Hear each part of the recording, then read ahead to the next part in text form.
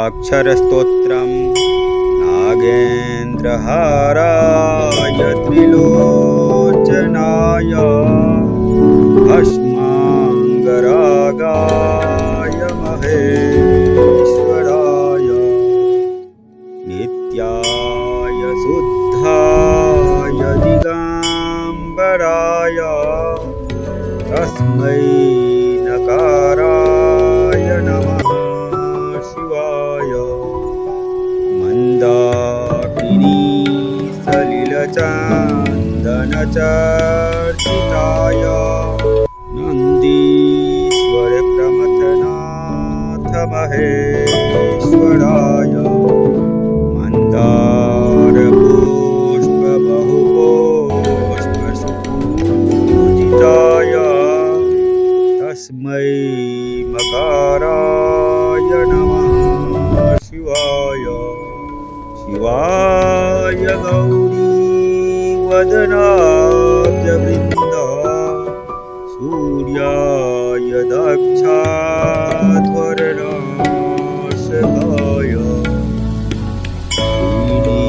नीलकण्ठाय वृषध्वजाय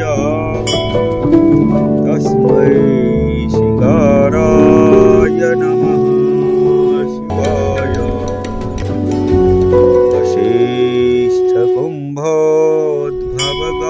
वसिष्ठकुम्भोद्भवगौतमार्य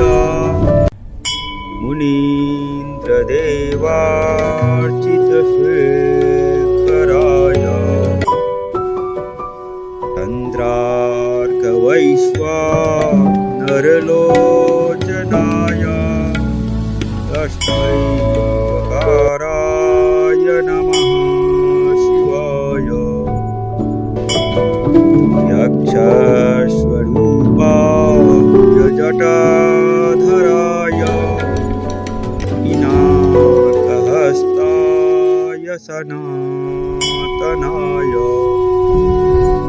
दिव्याय देवाय दिगम्बराय तस्मै यकाराय नमः शिवाय पञ्चाक्षरमिदं पुण्यं यः पठेच्छिवसन्निधौ शिवलोकमवाप्नोति शिवेन सह मोदते।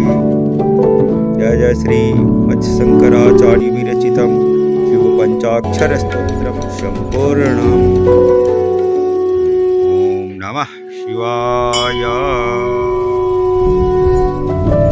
ओम नमः शिवाय। ओम नमः शिवाय। ओम नमः शिवाय। ओम नमः शिवाय।